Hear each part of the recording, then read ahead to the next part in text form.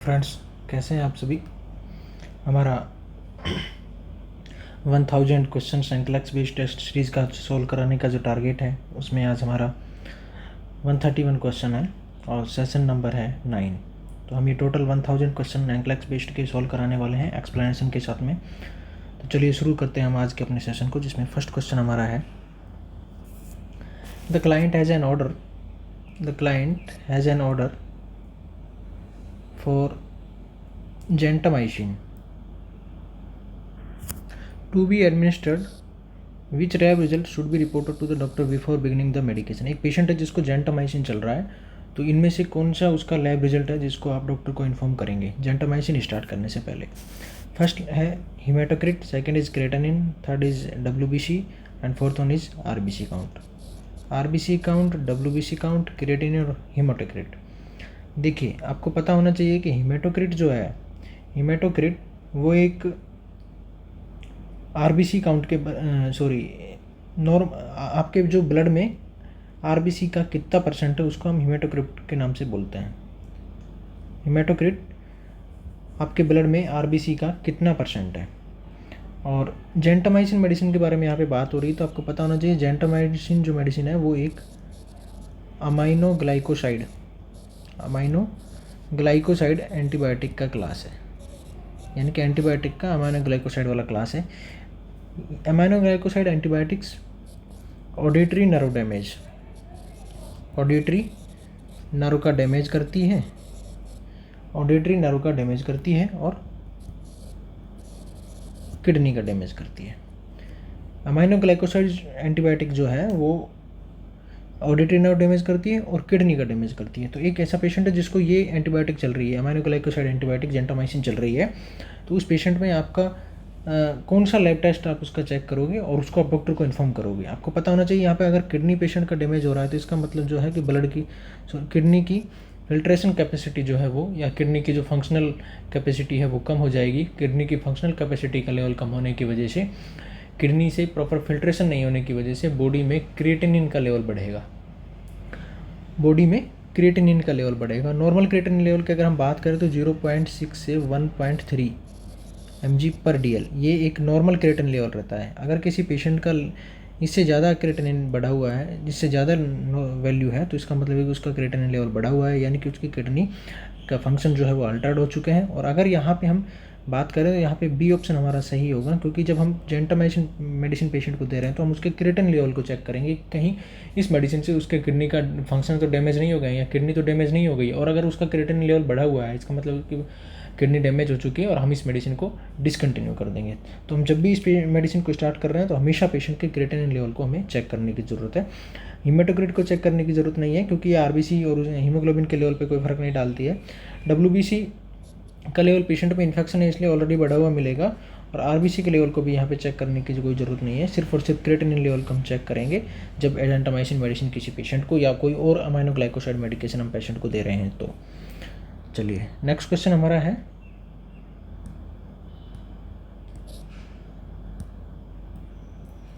The nurse is caring for the client with A mastectomy, which action would be contraindicated. एक patient है जिसका mastectomy का surgery हुआ है, नर्स उसकी केयर कर रही है, उसको केयर प्रोवाइड करवा रही है। Which action would be contraindicated, तो इनमें से कौन सा एक्शन कॉन्ट्राइंडिकेटेड होगा। कॉन्ट्राइंडिकेटेड मीन्स जिसको नहीं करना है, किस में, मास्टेक्टोमी वाले पेशेंट में।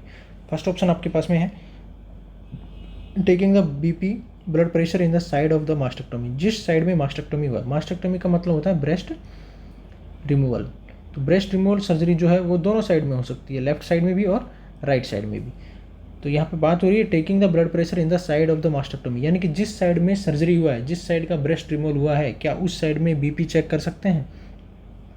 दूसरा ऑप्शन है elevating the arm on the side of the mastectomy. Elevating the arm, जिस साइड में ब्रेस्ट सर्जरी हुआ है या जिस साइड का मास्टेक्टोमी हुआ है उस आर्म को ऊपर की तरफ हैंग करेंगे या एलिवेट करेंगे।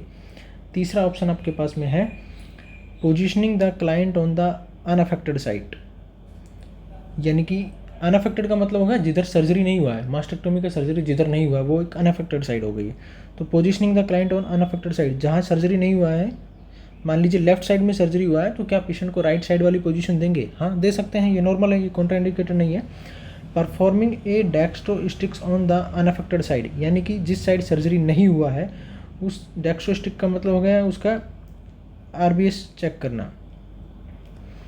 क्या जिस साइड सर्जरी नहीं हुआ है उधर आरबीएस चेक कर सकते हैं? हाँ कर सकते हैं, क्योंकि ये तो नॉर्मल है, आरबीएस तो चेक करना है, लेकिन अनअफेक्टेड साइड में जिधर के सर्जरी नहीं हुआ है उधर से हम कर सकते हैं। तो ये ऑप्शन भी यहाँ पे नहीं होगा और हमें कॉन्ट्राइंडिकेटेड वाला चूज करना है। तो position the client on the unaffected side, हाँ पोजीशन अनअफेक्टेड वाली साइड में दे सकते हैं, अफेक्टेड वाली साइड में नहीं देना है। Elevating the arm on the side of the mastectomy, जिधर का सर्जरी हुआ है उस वाले आर्म को हमें एलिवेट करके रखना है ताकि जो उसका जो वेनस चैनल है वो ओपन रह सके, वेनस चैनल ओपन रह सके। इसके अलावा एडिमा को डिक्रीज़ किया जा सके। अगर हम हाथ को या हैंड को एलिवेट करके रखेंगे तो उसके एडिमा को लेवल को हम कम कर सकते हैं। तो ये भी कॉन्ट्राइंडिकेटेड नहीं है।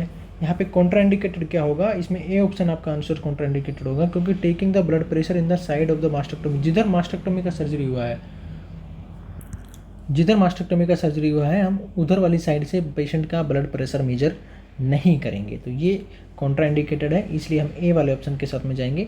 Taking the blood pressure in the side of the mastectomy, जिधर मास्टेक्टोमी का सर्जरी हुआ है हम उधर आईवी लाइन भी नहीं लगाएंगे, पेशेंट का बीपी भी नहीं लेंगे और भी कोई अदर इन्वेजिव प्रोसीजर्स को हम फॉलो नहीं करेंगे जिधर की साइड में सर्जरी हुआ है। मान लीजिए लेफ्ट साइड में हुआ तो लेफ्ट हैंड में, तो यहाँ पे ए ऑप्शन हमारा सही होगा। नेक्स्ट क्वेश्चन हमारा है,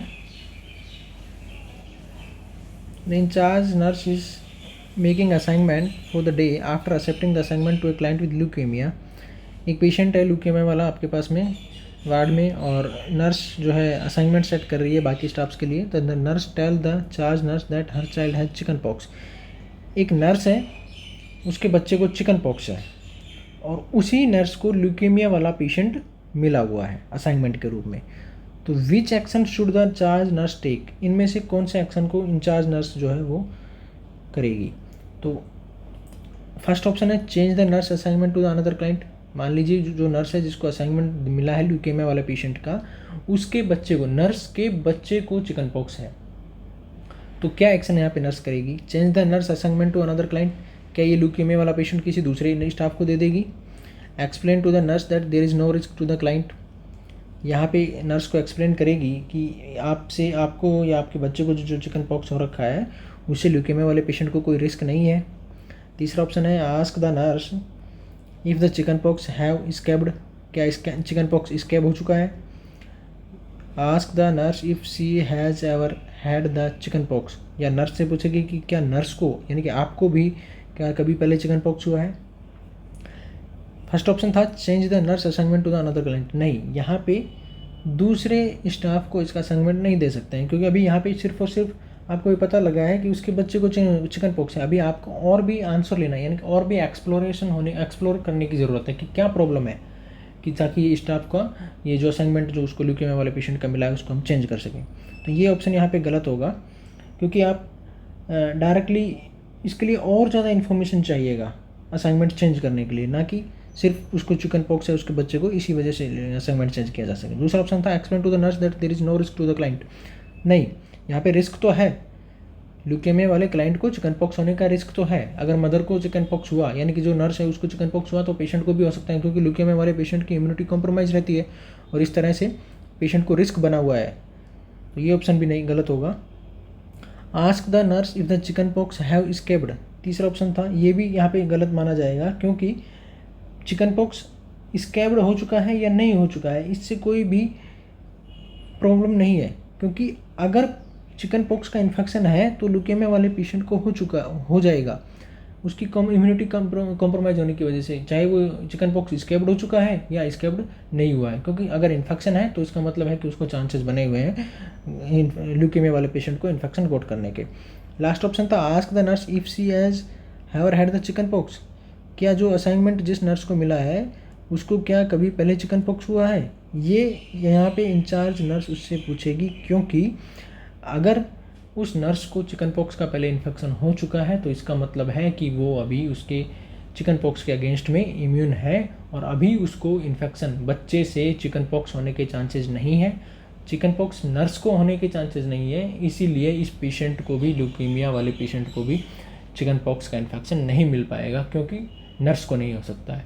इसीलिए यहाँ पर चिकन पॉक्स के बारे में डिटेल्स नर्स से पूछी जाएगी कि आपको भी पहले कभी चिकन पॉक्स का इन्फेक्शन हुआ है या नहीं। डी ऑप्शन हमारा सही होगा, क्योंकि अगर नर्स को पहले चिकन पॉक्स का इन्फेक्शन हो चुका है तो उसको अभी दोबारा से नहीं होगा, और दोबारा से नहीं होगा तो ल्यूकेमिया वाले पेशेंट को चिकन पॉक्स का इन्फेक्शन मिलने के चांसेस ना के बराबर रहेंगे।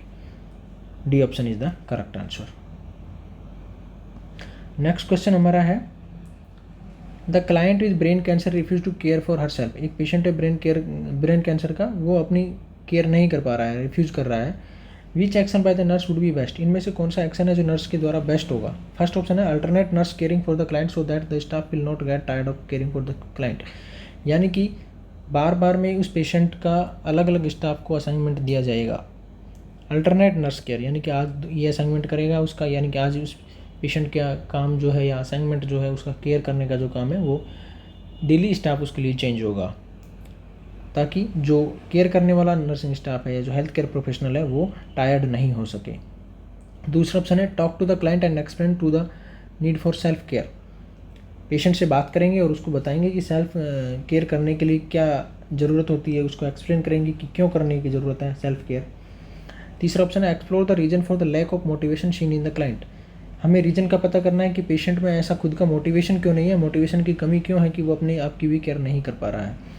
डी ऑप्शन है talk to the doctor about the clients lack of motivation. Patient में लैक ऑफ मोटिवेशन है, इसके बारे में हम डॉक्टर से बात करेंगे। देखिए, डॉक्टर से बात करेंगे ये ऑप्शन यहाँ पे गलत हो जाएगा, क्योंकि आपको पहले फाइंड आउट करना है कि पेशेंट ऐसा कर क्यों रहा है। ब्रेन कैंसर वाला पेशेंट अपने आप की केयर करने के लिए रिफ्यूज़ क्यों कर रहा है। तो यहाँ पे बात करने से, डॉक्टर से बात करने से कुछ नहीं होगा, यहाँ पे हमें सबसे पहले पेशेंट से बात करनी पड़ेगी। ठीक है, तो यहाँ पे डी ऑप्शन आपका गलत होगा। फर्स्ट ऑप्शन था alternate nurse caring for the client. हमें बार बार में हेल्थ केयर प्रोफेशनल को या बार बार में उस स्टाफ को चेंज नहीं करना है, क्योंकि अगर हम इस तरह से चेंज करते रहेंगे तो पेशेंट जो है वो अपना बॉन्ड यानी कि इंटरपर्सनल रिलेशनशिप जो है वो पेशेंट नर्स के साथ में, एक पर्टिकुलर कैंडिडेट के साथ में मेंटेन नहीं कर पाएगा। मेंटेन नहीं कर पाएगा तो मीन्स हम जो ज़्यादा जानकारियाँ, जो ज़्यादा डिटेल्स पेशेंट से ले सकते हैं वो नहीं ले पाएंगे, क्योंकि बार बार में हमारा स्टाफ चेंज हो रहा है। तो पेशेंट को IPR मेंटेन करने भी, हर स्टाफ के साथ में मेंटेन करने में भी प्रॉब्लम्स आएंगी। इसलिए अगर हम उसके साथ में एक या दो या फिक्स स्टाफ रखें तो पेशेंट उसके साथ में अच्छे से IPR मेंटेन कर पाएगा। इसलिए हमें alternate nurse caring for the client so that staff will not, ये ऑप्शन भी चूज नहीं करना है। तीसरा ऑप्शन हमारा है talk to the client and explain the need for self care. हाँ, हमें पेशेंट से बात करने की ज़रूरत है, उसको एक्सप्लेन करने की ज़रूरत है कि नीड ऑफ सेल्फ केयर करने से क्या होगा, कैसे करनी चाहिए, उसको हमें सब एक्सप्लेन करेंगे और पेशेंट से हम बात करेंगे। ये ऑप्शन हो सकता है बी। लेकिन यहाँ पे आपसे पूछा गया है which action by the nurse would be best. सबसे बेस्ट ऑप्शन कौन सा होगा। बेस्ट ऑप्शन यहाँ पे होगा C, explore the reason for the lack of motivation seen in the client. आपको पेशेंट में मोटिवेशन का लेवल कम क्यों लग रहा है कि वो अपने आप की केयर करने के लिए भी रेडी नहीं हो रहा है, इसका क्या रीज़न हो सकता है, आपको वो रीज़न फाइंड आउट करना है। जब भी हम पेशेंट के बारे में कोई भी इन्फॉर्मेशन या किसी भी चीज़ के बारे में बात की जा रही है तो हमें सबसे पहले पेशेंट के बारे में और भी इन्फॉर्मेशन कलेक्ट करनी है, उसके बारे में एक्सप्लोर करना है, ताकि हम जो पेशेंट है उससे रिलेटेड सारी डिटेल्स अपने आप में ले सके और उसके हिसाब से फिर हम अपने नर्सिंग डायग्नोसिस की तरफ बढ़ सकें या उस प्रॉब्लम को जो पेशेंट फेस कर रहा है उसको रिजॉल्व कर सके। तो यहाँ पे बी ऑप्शन भी गलत होगा, क्योंकि हमें पेशेंट से बात तो करना है लेकिन ये एक बेस्ट आंसर या बेस्ट एक्शन नहीं होगा। इसीलिए C option is the correct answer, to explore the reason for the lack of motivation. Patient में लैक ऑफ मोटिवेशन क्यों है, इसका रीज़न हमें फाइंड आउट करना है कि क्या पेशेंट में उसको एनर्जी की कमी है, पेन है, पेशेंट डिप्रेशन में है, या अल्टरनेट स्टाफ रोटेशन की वजह से उसको कुछ प्रॉब्लम है, या उसको एनीमिया है, एनीमिक है, किस वजह से पेशेंट को लैक ऑफ मोटिवेशन हो रहा है, ये हमें फाइंड आउट करने की ज़रूरत है यहाँ पे। इसलिए C option is the correct answer. Next question हमारा है the nurse is caring for the client who has been in coma for 2 months। एक पेशेंट है जो 2 महीने से कोमा में है। He has signed a donor card. वो डोनर कार्ड साइन कर चुका है, यानी कि अपने ऑर्गन डोनेट करने के लिए डोनर कार्ड जो होता है वो साइन कर चुका है। But the wife is oppose to the idea of organ donation. लेकिन उसकी जो वाइफ है वो मना कर रही है कि उसका ऑर्गन डोनेशन वो नहीं करना चाहते हैं उसके relatives. How should the nurse handle the topic of organ donation with the wife. तो नर्स इस ऑर्गन डोनेशन वाले टॉपिक को उसकी वाइफ के साथ में कैसे डील करेगी या कैसे हैंडल करेगी, आपको ये बताना है। फर्स्ट है contact organ retrieval to come talk to the wife. Organ retrievals एक स्पेशल टीम होती है जो कि इस तरह के केसेस को डील करती है, यानी कि जो पेशेंट ऑर्गन डोनेशन करना चाहते हैं उनको क्या मोटिवेशन देने की ज़रूरत है, उनको एक्सप्लेन किया जाता है कि आपका ऑर्गन डोनेशन करने से क्या बेनिफिट्स होंगे, फ्यूचर स्टडी के लिए क्या काम में आ सकते हैं, इसमें कितना नुकसान होता है, क्या क्या ऑर्गन डोनेट किए जा सकते हैं, इसके लिए क्या एग्रीमेंट साइन किया जाता है, उसकी जो टर्म्स एंड कंडीशंस हैं वो सब ये एक ऑर्गन रिट्राइविंग टीम जो है वो एक स्पेशल टीम होती है जो ऑर्गन डोनर या ऑर्गन रिट्राइवल लेने वाले ऑर्गन डोनर के केसेस में यूज़ की जाती है। दूसरा ऑप्शन था tell her that because her husband signed a donor card the hospital has the right to take the organ upon the death of the husband. या नर्स पेशेंट को, wife को बोलेगी कि देखिए आपके पेशेंट जो है वो डोनर कार्ड साइन कर चुका है, इसलिए जब उसकी डेथ हो जाएगी तो हम उसे उसका ऑर्गन हॉस्पिटल को लेना ही पड़ेगा। ये गलत है, क्योंकि ऐसा आप नहीं कर सकते हैं। अगर उसके फैमिली मेम्बर्स एग्री नहीं कर रहे हैं तो आप ऐसा नहीं कर पाएंगे। How should the nurse handle, तो नर्स को ये मैटर हैंडल करना है, तो वो नर्स क्या करेगी, यहाँ पे बी ऑप्शन यहाँ पे गलत होगा। Drop the subject until a later time, यानी कि इस बारे में बात करना ही छोड़ देगी, क्या कि ये बाद में बात किया जाएगा। नहीं, आपको ड्रॉप नहीं करना है, क्योंकि अगर उनका कंसर्न है, पेशेंट की वाइफ का कंसर्न है, तो आपको इसको रिजोल्व करना है, ना कि इसको ड्रॉप कर देना है। डी ऑप्शन भी गलत होगा, क्योंकि refrain from talking about the subject until after the death of her husband, यानी कि यहाँ पर आप इस टॉपिक को अवॉइड नहीं कर सकते हैं। यहाँ पे इस टॉपिक को अवॉइड नहीं किया जा सकता है, क्योंकि अवॉइड नहीं किया जाएगा, क्योंकि अवॉइड इसलिए नहीं कर सकते हैं क्योंकि अगर इसको अवॉइड कर रहे हैं तो ये हमारा एक नर्सिंग एटिक्वेट्स जो है, नर्सिंग एटिक्वेट्स, उसको हम फॉलो नहीं कर पा रहे हैं। नर्सिंग एटिक्वेट्स में फॉलो क्यों नहीं कर पा रहे हैं, क्योंकि मान लीजिए पेशेंट का अटेंडर जो है वो इस तरह की इन्फॉर्मेशन आपसे लेना चाहता है कि उसको डोनेट करना है या नहीं करना, वो डिसाइड नहीं कर पा रहे हैं या वो डोनेट नहीं करना चाहते हैं, तो ये, और आप उनके बारे में, इस बारे में बात ही नहीं कर रहे हैं उसके अटेंडर से या उसके वाइफ से, तो ये अच्छा नर्सिंग केयर या अच्छा नर्सिंग एटिकेट्स में नहीं आता है। इसलिए हमें उसके बारे में बात करनी है, उस मैटर को सॉल्व आउट करना है, और इसीलिए यहाँ पे ए ऑप्शन हमारा सही होगा, क्योंकि नर्स जो है वो organ retrieval to come to talk to the wife, organ retrieval team जो है उसको कॉन्टैक्ट करेगी कि वो आए और जो पेशेंट की वाइफ है जो ऑर्गन डोनेशन के लिए मना कर रही है उसके बारे में उससे बात करे और इस मैटर को रिजोल्व करे कि वो क्यों इस तरह का डोनेशन कार्ड या डोनेशन नहीं कराना चाहते हैं, क्योंकि पेशेंट पहले भी एग्री कर चुका है, वो अपना डोनर कार्ड में साइन कर चुका है। तो भी कॉन्टैक्ट ऑर्गन रिट्राइवल टीम जो है वो एक स्पेशल टीम होती है जो इस तरह के केसेस को डील करती है, या उनके फैमिली मेम्बर को, ट्रेंड स्पेशलिस्ट होते हैं ये, उनकी जो फैमिली मेम्बर्स हैं उनके नॉलेज में जो कमी रहती है ऑर्गन डोनेशन के बारे में, उसको ये सब एजुकेट किया जाता है इन टीम्स के द्वारा। इसलिए नर्स जो है वो ऑर्गन रिट्राइवल टीम को कांटेक्ट करेगी और बोलेगी कि आप आइए और पेशेंट की वाइफ से बात कीजिए। नेक्स्ट क्वेश्चन हमारा है, the nurse is assessing the abdomen, the nurse know the best sequence to perform the assessment is. Nurse जो है वो एक पेशेंट के एब्डोमेन को असेस कर रही है। The nurse know that the sequence to perform the assessment is, assessment करने का क्या सीक्वेंस होगा एब्डोमेन के लिए। देखिए आपको पता होना चाहिए असेसमेंट करने के लिए 4 टेक्निक्स होती है, इंस्पेक्शन, पाल्पेशन, परकशन और अस्कल्टेशन। ये 4 टेक्निक है इंस्पेक्शन असेसमेंट की, इंस्पेक्शन, पाल्पेशन, परकशन और अस्कल्टेशन। इसका एक सीक्वेंस है, पहले हम इंस्पेक्शन करेंगे, सेकंड नंबर पे हम पाल्पेशन करेंगे, थर्ड नंबर पे हम परकशन करेंगे और फोर्थ नंबर पे हम अस्कल्टेशन करेंगे। ये इसका एक सीक्वेंस है और ये असेसमेंट जब भी हम कर रहे हैं तो इसी सीक्वेंस में होना चाहिए सभी ऑर्गन्स के लिए एक्सेप्ट एब्डोमेन, और यहाँ पे पूछा गया है एब्डोमेन के लिए ही। तो नर्स जब भी एब्डोमेन का असेसमेंट कर रही है तो ये जो सीक्वेंस है ये चेंज हो जाएगा।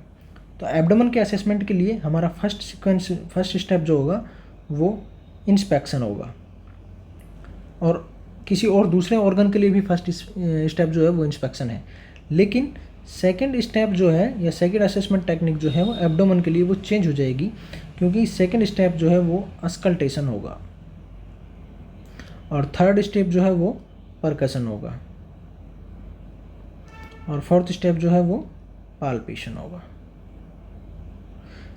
जब भी हम किसी ऑर्गन का असेसमेंट कर रहे हैं तो उसके लिए हमें 4 स्टेप्स फॉलो करने हैं, 4 असेसमेंट टेक्निक है, उसको सीक्वेंस वाइज फॉलो करना है। तो फर्स्ट उसमें आएगा inspection, second is palpation, third one is percussion and fourth one is auscultation. But जब भी हम एब्डोमेन का असेसमेंट कर रहे हैं तो इसका सीक्वेंस चेंज हो जाएगा और फर्स्ट हमारा आएगा inspection, second auscultation, third percussion और फोर्थ वन इज पाल्पेशन। इस तरह से ये सीक्वेंस इसका फॉलो किया जाना चाहिए। तो यहाँ पे बात हो रही है आपके एब्डोमेन असेसमेंट की। तो एब्डोमेन असेसमेंट के लिए आप कौन सा सीक्वेंस इसमें से सही होगा, हमने बात की थी ए ऑप्शन यहाँ पे सही होगा, क्योंकि एब्डोमेन के असेसमेंट के लिए जो टेक्निक्स हैं उनमें हम सबसे पहले इंस्पेक्शन करते हैं, फिर अस्कल्टेशन करते हैं, फिर परकशन और फिर पाल्पेशन करते हैं। तो ये ऑप्शन यहाँ पे सही होगा। फर्स्टली हम अस्कल्टेशन नहीं करेंगे, क्योंकि फर्स्टली तो इंस्पेक्शन ही आएगा एब्डोमेन में भी और बाकी अदर ऑर्गन में भी, लेकिन एब्डोमेन के लिए बाकी जो 3 टेक्निक और है, बस अस्कल्टेशन है, परकशन है और पाल्पेशन, ये इनका सीक्वेंस चेंज हो जाएगा। क्योंकि ऐसा क्यों होता है, क्योंकि अगर हम पहले और ऑर्गन्स के लिए जैसे कर रहे थे पाल्पेशन और परकशन जो हम कर रहे थे पहले, अगर हम एब्डोमेन वाले केसेस में भी पहले परकशन और पाल्पेशन कर देंगे तो परकशन और पाल्पेशन की वजह से पेशेंट के जो बावल्स है या उसका जो एब्डोमिनल वाला एरिया है उसमें हम पाल्पेशन और परकशन करेंगे तो हम जो उसकी बावल साउंड जो है, बावल साउंड को एक्यूरेटली नहीं सुन पाएंगे। अगर हम पहले अस्कल्टेशन से पहले पेशेंट के एब्डोमेन वाले एरिया में परकशन और पाल्पेशन वाला टेक्निक का यूज करके असेसमेंट करते हैं तो हम पेशेंट की बावल साउंड या अस्कल्टेशन वाला जो मेथड है उसको अच्छे से समझ नहीं पाएंगे, अच्छे से यूज़ नहीं कर पाएंगे।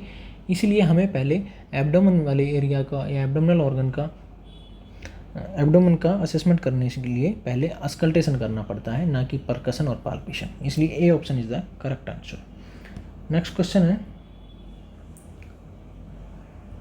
The nurse is assisting to the assessment of the patient admitted with abdominal pain. एक पेशेंट है जिसका जो एब्डोमिनल पेन से एडमिट हुआ है। Why should the nurse ask about the medication about that the client is taking. Nurse उसके medicine के बारे में क्या पूछेगी जो पेशेंट मेडिसिन ले रहा है। क्यों पूछ रही है नर्स उससे? Interaction between medication can be identified. Nurse इसलिए पूछ रही है कि उसका मेडिसिन जो है उसके बारे में उसका जो कोई भी जो 2 ड्रग है उसका इंटरेक्शन के बारे में पता लगा सकती है। एब्डोमिनल पेन वाला पेशेंट है। दूसरा ऑप्शन है various medication taken by mouth can affect the alimentary tract. कोई भी ओरल मेडिकेशन जो पेशेंट लेता है वो एलिमेंट्री ट्रैक्ट को अफेक्ट करती है, इसलिए पेशेंट को पेन हो सकता है। This will provide an opportunity to educate the patient regarding the medication use. ये नर्स को एक अपॉर्चुनिटी प्रोवाइड करा रही है कि पेशेंट को एजुकेट कर सकती है। The type of medication might be attributed to an abdominal pathology not already identified. या इसमें से कोई भी जो एब्डोमिनल पैथोलॉजी के बारे में पता किया जा सकता है जो पेशेंट को पता नहीं है या पहले ऑलरेडी आइडेंटिफाई नहीं कर चुके हैं। नर्स एक पेशेंट का जो एब्डोमिनल पेन वाला पेशेंट है उसका असेसमेंट कर रही है और वो उससे मेडिसिन के बारे में जानना चाह रही है। तो यहाँ पे मेडिसिन जानने का क्या पर्पज़ है ये आपसे पूछा गया है।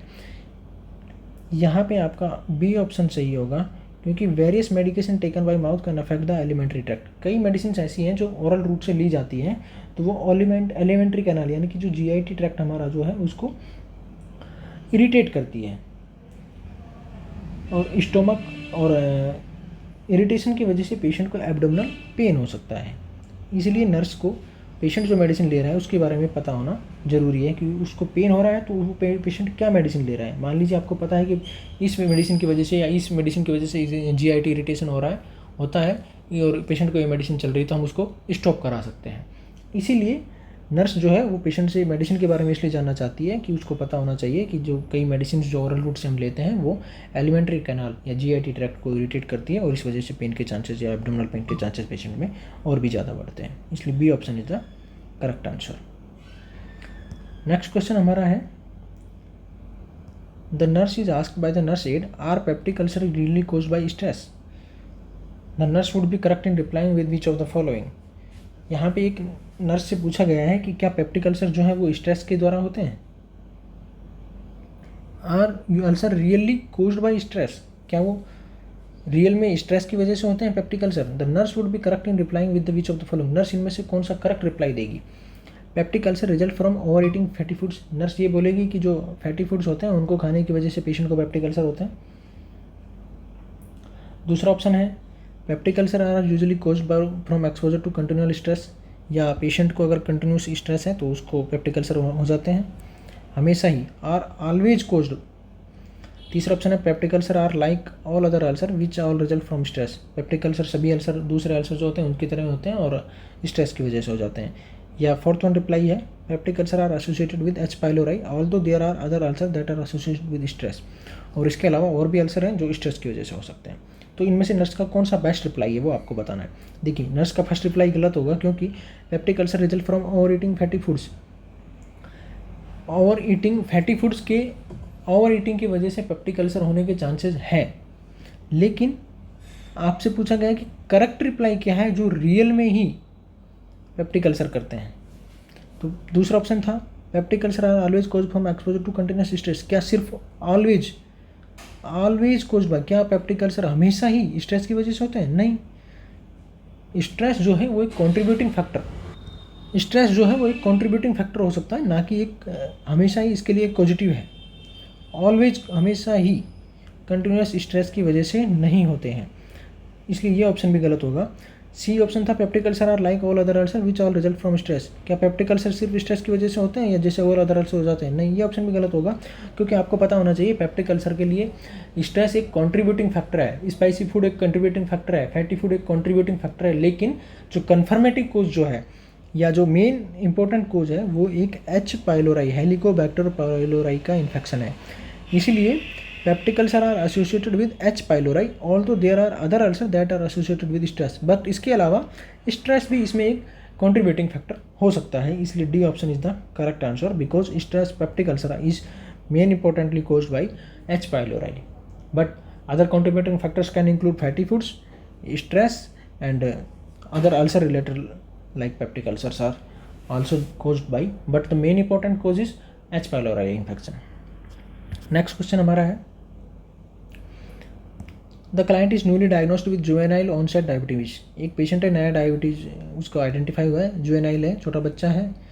Which of the following nursing diagnosis is priority. इनमें से कौन सा नर्सिंग डायग्नोसिस की प्रायोरिटी है? एंग्जाइटी, पेन, नॉलेज डेफिसिट और Altered thought process. Altered thought process यहाँ पे गलत होगा, क्योंकि पेशेंट का अल्टर्ड थॉट प्रोसेस कुछ भी नहीं है, उसका साइकोलॉजिकल और न्यूरोलॉजिकल डेफिसिट कुछ भी नहीं है, या उसके साइकोमोटर एक्टिविटी कम नहीं हो चुकी है, क्योंकि डायबिटीज़ में ऐसा कुछ नहीं होता है। इसलिए डी ऑप्शन यहाँ पे गलत होगा। पेशेंट को पेन भी नहीं होगा, एंग्जाइटी भी नहीं होगी। एंग्जाइटी हो सकती है, लेकिन प्रायोरिटी के हिसाब से अगर हम बात करें तो यहाँ पे नॉलेज डेफिसिट हमारा ऑप्शन सही होगा, क्योंकि जुवेनाइल डायबिटीज़ है जो बच्चे में देखने को मिलती है। इसलिए अगर जुवेनाइल डायबिटीज़ है तो उसमें बच्चे का नॉलेज, पेशेंट का नॉलेज या बच्चे का नॉलेज बीमारी के बारे में कम है, इसलिए वो पेशेंट नॉलेज डेफिसिट होता है, उसको पता नहीं है इसके लिए क्या होगा, कौन सा मेडिसिन है, अगर मेडिसिन है तो किस रूट से मेडिसिन लेना है, कैसे मेडिसिन लेना है, क्या क्या खाने में खाना है, क्या नहीं खाना है, कितना एक्सरसाइज करना है, कैलोरी इंटेक कितना होना चाहिए, इन सब के बारे में पेशेंट का या बच्चे का नॉलेज डेफिसिट होगा। इसलिए ये यहाँ पे हमारा फर्स्ट प्रायोरिटी होगा, इसलिए C option is the correct answer. Next question है, the nurse understand that the diagnosis of oral cancer is confirmed with. Nurse को पता होना चाहिए कि ओरल कैंसर का डायग्नोसिस है वो किसके द्वारा कन्फर्म किया जाता है। फर्स्ट ऑप्शन है biopsy, gram stain, scrape cytology, oral washing for cytology. तो आपको पता होना चाहिए बायोप्सी जो है वो कैंसर का एक कन्फर्मेटिव डायग्नोसिस टेक्निक है। किसी भी ऑर्गन का या किसी भी टिश्यू का हम बायोप्सी लेते हैं, तो वो बायोप्सी की हेल्प से ही हम किसी भी पेशेंट का कैंसर का कन्फर्म डायग्नोस कर पाते हैं। इसलिए ए ऑप्शन यहाँ पे सही होगा, क्योंकि हम कैंसर को डायग्नोस करने के लिए बायोप्सी लेते हैं, और बायोप्सी जो है वो एक कोई भी कैंसर का डायग्नोसिस कन्फर्म करने के लिए एक परफेक्ट आंसर होगा। A option is the correct answer. Next question हमारा है, the nurse is assisting in the care of patient who is 2 days post operative from a haemorrhoidectomy. ये नर्स के पास में एक पेशेंट है जो 2 दिन पहले उसका हीमोरोइडेक्टोमी का सर्जरी हुआ है। The nurse would be correct in instructing the patient to. Nurse इनमें से पेशेंट को कौन सा इंस्ट्रक्शन देगी? फर्स्ट ऑप्शन है avoid a high fibre diet because this can hasten the healing time. High fibre diet को अवॉइड करना है, क्या ये करेक्ट ऑप्शन है? करेक्ट इंस्ट्रक्शन नर्स के द्वारा दिया गया है, ये आपको बताना है। नहीं, ये यहाँ पे करेक्ट ऑप्शन नहीं है, क्योंकि अवॉइड नहीं करना है पेशेंट को हाई फाइबर डाइट को। हाई फाइबर डाइट को तो प्रमोट करना चाहिए। नर्स पेशेंट को बोले कि आपको हाई फाइबर डाइट खाना है, ना कि अवॉइड करना है, इसलिए ये ऑप्शन यहाँ पे गलत होगा। दूसरा ऑप्शन था continue to use ice packs until discharge and then when at home. या आइस पैक को तब तक डिस्चार्ज होना है पेशेंट तब तक यूज़ करे, और उसके बाद जब घर चला जाए तब भी यूज़ करे। ये ऑप्शन भी यहाँ पे गलत होगा, क्योंकि नर्स को इंस्ट्रक्शन जो पेशेंट को दिया गया है वो गलत है, क्योंकि नर्स पेशेंट को ये इंस्ट्रक्शन देगी कि आइस पैक को वो सर्जरी के आफ्टर में यूज करे, can be use after surgery to relieve pain, but not after until the discharge and at when the patient is got discharge at his home. यानी जब patient अपने घर पे चला गया और जब तक डिस्चार्ज नहीं होगा तब तक आइस पैक का यूज़ नहीं कर सकता है। पेशेंट आइस पैक का यूज़ सिर्फ और सिर्फ आफ्टर सर्जरी कर सकता है, इसलिए बी ऑप्शन भी यहाँ पे गलत होगा। तीसरा ऑप्शन था take 200 mg of Colace BID to prevent constipation. ये ऑप्शन भी यहाँ पे गलत होगा, क्योंकि ये कोलेक एक स्टूल सॉफ्टनर है। स्टूल सॉफ्टनर ये ऑर्डर किया जा सकता है, लेकिन नर्स का ये काम नहीं है कि वो पेशेंट को मेडिसिन ऑर्डर करे, ये डॉक्टर का काम है, इसलिए ये ऑप्शन भी यहाँ पे गलत होगा।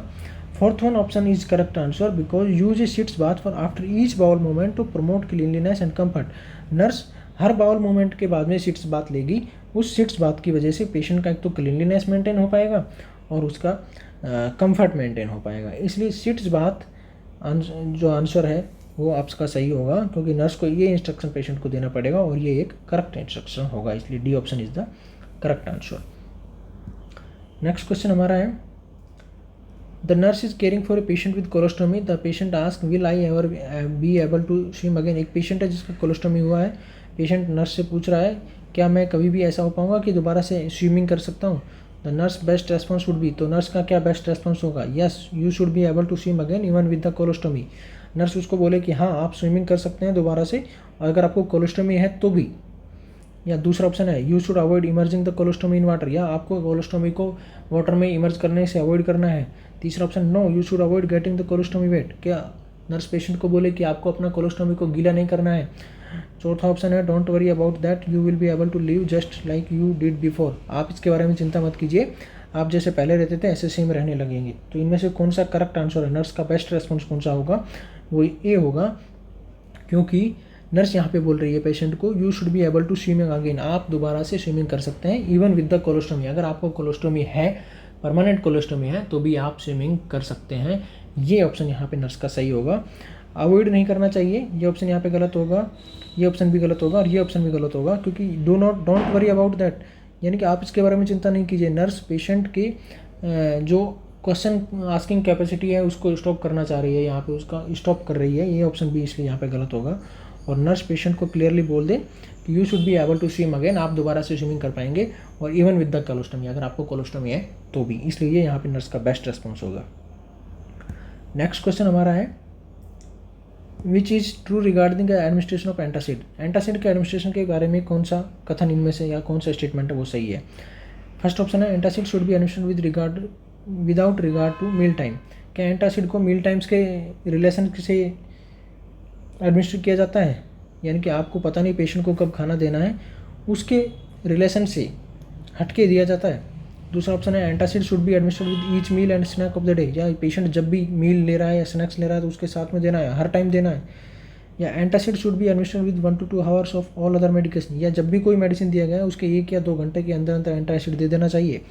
फोर्थ ऑप्शन है antacid should be administered with all other medication for maximum absorption, या जितनी भी पेशेंट को मेडिसिन चल रही है उसके साथ में ही दे देना चाहिए, मैक्सिमम एब्जॉर्प्शन के लिए नहीं, पेशेंट को बाकी जो मेडिसिन चल रही है उसके साथ में ही नहीं दे देना चाहिए, क्योंकि एंटासिड जो है वो बाकी दूसरे मेडिसिन जो है उनके एब्जॉर्प्शन को भी डिले कर देगा, इसलिए जो हम डिजायर्ड इफेक्ट जो पेशेंट में मेडिसिन दे करके जाना चाह रहे हैं, पाना चाह रहे हैं, वो नहीं अचीव कर पाएंगे। Antacid should be administered with 1 to 2 hours of all other, हाँ ये ऑप्शन यहाँ पे सही होगा, क्योंकि पेशेंट को जो और मेडिसिन दिया गया है हम उसके 1 से 2 घंटे के गैप में, इंटरवल गैप में एंटासिड पेशेंट को दे सकते हैं, ये ऑप्शन यहाँ पे सही होगा। दूसरा ऑप्शन था antacid should be administered with each meal, नहीं, हर मील और हर स्नैक के साथ में एंटासिड देने की जरूरत नहीं है, it can be given only OD और बीडी और when the patient has the complaint. Third one option is ये antacid should be administered without regard to meal time, नहीं, हमें मील टाइम के रिगार्ड्स में नहीं देना, हमें उसको मील टाइम के अकॉर्डिंग देना है, इसलिए ये ऑप्शन भी यहाँ पे गलत होगा।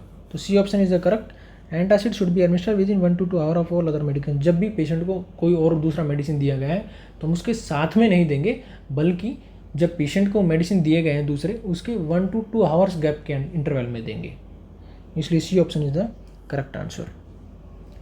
नेक्स्ट क्वेश्चन है the nurse is preparing to administer a feeding by nasogastric tube, the nurse would perform which of the following before initiating the feeding, एक पेशेंट है जिसको नासोगैस्ट्रिक ट्यूब लगा हुआ है और नर्स उसको खाना खिलाना अभी चाहेगी ना, फीडिंग कराना चाह रही है, तो नर्स इनमें से फर्स्टली क्या करेगी, which of the following before initiating the feeding, feeding start करने से पहले नर्स क्या करेगी। First option is assess for tube placement by aspirating stomach content, nurse पता करेगी कि जो ट्यूब नासोगैस्ट्रिक ट्यूब जो हमने गैस्ट्रिक कंटेंट डालने के लिए या फीडिंग कराने के लिए पेशेंट के गैस्ट्रिक वाले एरिया में डाला है, क्या वो सही है, उसका स्टोमक कंटेंट यानी कि जो HCl है या जो एसिड है उसको खींच करके वापस विड्रॉ करके देखेगी कि हाँ क्या ये जो ट्यूब है वो सही स्टमक एरिया में ही प्लेस्ड है या नहीं है। दूसरा ऑप्शन है place the patient in left lying position, या पेशेंट को लेफ्ट लाइंग पोजीशन देगी फीडिंग कराने से पहले। तीसरा ऑप्शन है administer feeding with 50% of water concentration, या जो फीडिंग फार्मूला जो हमारे पास में है या फीडिंग है उसमें 50% वाटर ऐड कर देगी। चौथा ऑप्शन है ensure that the feeding solution has been warmed in a microwave for 2 minute, या जो पेशेंट के पास में पेशेंट को खिलाने के लिए नर्स के पास में जो फीडिंग फार्मूला है या जो फीडिंग कंटेंट है उसको माइक्रोवेव में 2 मिनट्स के लिए गर्म करेगी। नहीं, माइक्रोवेव में फीडिंग फार्मूला को कभी भी गर्म नहीं करते हैं। Administer feeding with 50% hydrogen water concentration, H2O, यानी कि फीडिंग में कभी भी वाटर मिला करके फीडिंग नहीं कराई जाती है, इसलिए ये ऑप्शन भी गलत होगा। Place the patient in left lying position, patient को हम लेफ्ट लाइंग पोजीशन में भी बिफोर फीडिंग प्लेस नहीं करेंगे, ये ऑप्शन हमारा यहाँ पे सही होगा, क्योंकि जब भी नर्स पेशेंट को फीडिंग कराएगी तो उसका मेन पर्पज़ यहाँ पे गोल यहाँ पे यह होना चाहिए कि उसको ये कंफर्म करना है कि जो नासोगैस्ट्रिक ट्यूब है क्या वो स्टोमक में ही डली हुई है या नहीं। उसको कैसे कंफर्म करेगी, या तो वो नासोगैस्ट्रिक ट्यूब के जो बाहर वाला सिरा है उसको सिरिंज से अटैच करने के बाद में विड्रॉ करे प्लंगर की हेल्प से, और अगर विड्रॉ करने पर स्टोमक कंटेंट अगर गैस्ट्रिक या नासोगैस्ट्रिक ट्यूब में आ रहे हैं तो इसका मतलब है कि जो नासोगैस्ट्रिक ट्यूब है वो सही स्पेस में यानी कि स्टोमक में ही प्लेस्ड हुई है। या इसके अलावा एक्सरे भी कंफर्म कर सकता है, एक्सरे करा सकती है before feeding to confirm the position of the nasogastric tube in stomach. या इसके अलावा जो बाहर वाला सिरा है, एक तो सिरा अंदर है स्टोमक के अंदर, या दूसरा वाला साइड जो है उसको एक बाउल ऑफ वाटर में रख दे। इससे क्या होगा, बाउल ऑफ वाटर में रखने की वजह से पेशेंट के अंदर जो एयर है स्टोमक वाले एरिया में वो एयर जैसे जब बाहर आएगी तो बुलबुले, पानी के बुलबुले उठेंगे उस बाउल में। इससे भी पेशेंट की जो नासोगैस्ट्रिक ट्यूब है उसको हम कंफर्म कर पाएंगे। और इसके अलावा चौथा ऑप्शन भी हो सकता है, एक तो एक्सरे हो गया, एक बाउल वाला हो गया, और एस्पायरेशन ऑफ गैस्ट्रिक कंटेंट भी हो गया, और फोर्थ वन है कि अगर जो बाहर वाला सिरा है उससे हम एयर इंजेक्ट कराएं उस नासोगैस्ट्रिक ट्यूब में, और इसका स्टेथोस्कोप की हेल्प से गैस्ट्रिक एरिया में हम उसको सुने तो वो हमें अंदर फील होगी। अगर वो एयर हमें फील हो रही है गैस्ट्रिक एरिया में इंजेक्ट कराने के बाद में, तो इसका मतलब है कि वो जो नासोगैस्ट्रिक ट्यूब है वो स्टोमक के अंदर ही है। और जब भी हम फीडिंग करा रहे हैं तो उससे पहले हमें नासोगैस्ट्रिक ट्यूब की पोजीशन को कंफर्म करना जरूरी है, इसलिए A option is the correct answer. Next question हमारा है, the patient is prescribe metronidazole for endogenic treatment for duodenal ulcer, duodenal ulcer वाले पेशेंट को मेट्रोनिडाजोल चल रहा है। When teaching about this medication the nurse should would say, nurse इसके patient को इस मेडिसिन के बारे में क्या बताएगी। फर्स्ट ऑप्शन है this medication should be taken only until you begin to feel better, क्या पेशेंट को जब अच्छा लगने लगा, फील बेटर, जब पेशेंट ठीक होने लगेगा तो क्या इस मेडिसिन को डिसकंटिन्यू कर देगा? नहीं, क्योंकि मेडिसिन कोई भी हो उसको उसका जो कोर्स ऑफ एक्शन है यानी कि कोर्स ऑफ ड्यूरेशन जो है उसको तब तक कंटिन्यू करना है, चाहे पेशेंट 2 ही दिन में सही होने लग गया हो। अगर उसको इंप्रूवमेंट के सिम्टम्स लग रहे हैं कि पेशेंट इंप्रूव हो रहा है तो पेशेंट को मेडिसिन डिसकंटिन्यू नहीं करना है, क्योंकि जब तक आपका कोर्स पूरा कंप्लीट नहीं होगा तब तक आप मेडिसिन को कंटिन्यू करेंगे। तो ये ऑप्शन यहाँ पे गलत होगा। दूसरा ऑप्शन है this medication should be taken on empty stomach to increase absorption, नहीं, इस मेडिसिन को एम्प्टी स्टमक नहीं लेना है कि ताकि इसका एब्जॉर्प्शन बढ़ा रहे, नहीं, ऐसा कोई कंपलसरी नहीं है कि आप इस मेडिसिन को एम्प्टी स्टमक के साथ में लें। तीसरा ऑप्शन है while taking this medication you do not have to be concern about being in the sun, जब आप इस मेडिसिन को ले रहे हैं तो आपको सन एक्सपोजर होने के बारे में कंसर्न करने की ज़रूरत नहीं है, नहीं, आपको कंसर्न करने की ज़रूरत है, यानी कि पेशेंट को कंसर्न करने की ज़रूरत है, क्योंकि जब हम इस मेडिसिन को पेशेंट को दे रहे हैं तो उसको फोटो सेंसिटिव हो सकता है, पेशेंट फोटो सेंसिटिव हो सकता है मेट्रोनिडाजोल वाला पेशेंट, इसीलिए यह ऑप्शन भी यहाँ पे गलत होगा। और कंसर्न करना है, यहाँ पे बात हो रही है do not have to be concern, नहीं, कंसर्न करना पड़ेगा, क्योंकि अगर यहाँ पे नोट नहीं होता तो हम इस ऑप्शन के साथ में जा सकते थे, लेकिन यहाँ पे डू नॉट हैव लिखा है और हमें पेशेंट को कंसर्न करना है, क्योंकि अगर इस पेशेंट जो मेट्रोनिडाजोल ले रहा है उसको फोटो सेंसिटिविटी होने के चांसेस हैं, इसलिए ये ऑप्शन यहाँ पे गलत हो जाएगा। और फोर्थ ऑप्शन है while taking this medication alcoholic beverage and product containing alcohol should be avoided, हाँ, ये ऑप्शन यहाँ पे सही होगा, क्योंकि मेट्रोनिडाजोल वाला पेशेंट जो है अगर उसके साथ में पेशेंट अल्कोहलिक बेवरेज और ऐसा कोई भी फूड ले लेता है, ऐसा कोई प्रोडक्ट ले लेता है, तो ये क्या है कि एक्सट्रीम नोजिया कर देती है, एक्सट्रीम नोजिया। अगर मेट्रोनिडाजोल वाला पेशेंट मेडिसिन अल्कोहलिक बेवरेज ले लेता है या प्रोडक्ट ऐसे कुछ खा लेता है जो अल्कोहल कंटेनिंग होते हैं, उस वाले पेशेंट में फिर एक्सट्रीम नोजिया देखने को मिलता है। इसीलिए ये ऑप्शन यहाँ पे सही होगा। और इस मेडिसिन को हम एम्प्टी स्टमक नहीं दे सकते हैं, इसको हम एट लीस्ट 8 आउंस मीन्स हो गया लगभग 240 ml। हम पेशेंट को लगभग 240 ml के साथ में ओरल मेडिकेशन मेट्रोनिडाजोल लेने के लिए बोलेंगे, ना कि एम्प्टी स्टमक लेने के लिए बोलेंगे। इसलिए A, B and C all the 3 options are wrong and D option is the correct, because if the patient is taking metronidazole, he should be avoided to take alcoholic beverage and product that containing alcohol. Next question हमारा है, in planning for the care for the patient with ulcerative colitis, the nurse identify which nursing diagnosis has priority. Ulcerative colitis वाले patient में nurse का कौन सा first priority basis diagnosis होगा? Anxiety, impaired skin integrity, fluid volume deficit, nutrition Altered less than body requirement. यहाँ पे anxiety patient में देखने को मिलेगी, इम्पेयर्ड स्किन इंटीग्रिटी भी लेटर स्टेज में देखने को मिलेगा, फ्लूइड वॉल्यूम डेफिसिट भी देखने को मिलेगा और न्यूट्रिशन लेवल भी उसका अल्टर्ड हो जाएगा। लेकिन आपसे पूछा गया है प्रायोरिटी कौन सा है, नर्सिंग डायग्नोसिस का बेस्ट प्रायोरिटी कौन सा है? तो फर्स्ट प्रायोरिटी यहाँ पे नर्स का आएगा option C, fluid volume deficit. Fluid volume deficit क्यों होगा? फ्लूइड वॉल्यूम डेफिसिट पेशेंट को बार बार डायरिया का कंप्लेंट होने की वजह से होगा, इसीलिए फ्लूइड वॉल्यूम डेफिसिट अगर हो रहा है तो पेशेंट का इम्पेयर्ड स्किन इंटीग्रिटी भी होगा और उसका न्यूट्रिशन लेवल भी जो है अल्टर्ड हो जाएगा। इसीलिए पेशेंट में फ्लूइड वॉल्यूम डेफिसिट देखने को मिलेगा और C option is the correct answer. और ये प्रायोरिटी है और सबसे फर्स्ट बेसिस पे यही होगा। नेक्स्ट क्वेश्चन हमारा है, the nurse is teaching about irritable bowel syndrome, which of the following would be most important. Nurse है जो इरिटेबल बाउल सिंड्रोम के बारे में बता रही है, which of the following would be best most important. तो इनमें से क्या चीज़ सबसे इंपॉर्टेंट है? Reinforcing the need for balance diet, या पेशेंट को बैलेंस डाइट लेना चाहिए। दूसरा है encouraging the client to drink 16 ounce of fluid with each meal, या पेशेंट को 16 ounce means at least 30 ml, तो 16 इंटू 30 480 ml। क्या पेशेंट को इरिटेबल बाउल सिंड्रोम वाले पेशेंट को हर मील के साथ में 480 ml एटलीस्ट वाटर पीना चाहिए? या telling the client to eat a diet low in fibre, या पेशेंट को हम ये बताएं कि आप लो फाइबर डाइट खाइए। चौथा ऑप्शन था instruct the client to limit his intake of fruit and vegetable, या हम पेशेंट को बोले कि आप अपना फ्रूट और वेजिटेबल का इंटेक को कम कर दीजिए। ये तीनों ऑप्शन यहाँ पे गलत होंगे, क्योंकि आपको पेशेंट को इतना पानी पीने के लिए नहीं बोलना है हर मील के साथ में, ईच मील की बात हो रही है, तो हर मील के साथ में इतना पानी नहीं पिएगा। Telling the client to eat a diet low in fibre, यहाँ पे ये ऑप्शन भी गलत होगा, क्योंकि हमें पेशेंट को ये सब खाने से मना करना है जो चीज़ें पेशेंट को डायरिया और ब्लोटिंग ऑफ एब्डोमेन करती है। इसलिए पेशेंट को एक बैलेंस डाइट की यहाँ पे ज़रूरत है इरिटेबल बाउल वाले सिंड्रोम में, इसलिए ये ऑप्शन यहाँ पे सही होगा। Reinforcing the need for balance diet, हम पेशेंट को एक बैलेंस डाइट लेने के लिए इन्फोर्स करेंगे कि आप पेशेंट एक बैलेंस डाइट ले, और उस बैलेंस डाइट की वजह से पेशेंट को जो कंप्लेंट है उसका हम रिजोल्व कर पाएंगे। नेक्स्ट क्वेश्चन हमारा है, the nurse is planning to care for a patient with coeliac disease, in teaching about the diet the nurse should instruct the patient to avoid which of the following for breakfast. यानी कि एक patient है जिसको coeliac disease है, coeliac disease वाले patient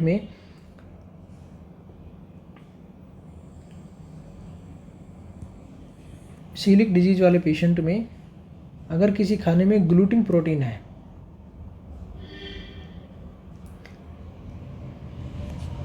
coeliac disease वाले patient में जिस खाने में ग्लूटिन प्रोटीन प्रेजेंट होता है, ग्लूटिन एक प्रोटीन है, ये प्रोटीन सीलिक डिजीज वाले पेशेंट में एब्जॉर्ब नहीं हो पाता है। इसीलिए तो हम पेशेंट को, सीलिक डिजीज वाले पेशेंट को ऐसा खाना खाने के लिए बोलते हैं जिसमें ग्लूटिन नहीं होता है। तो आपको इनमें से चूज करना है, the nurse should instruct the patient to avoid which of the following food for breakfast, यानी कि इनमें से नर्स किस चीज़ को अवॉइड करेगी।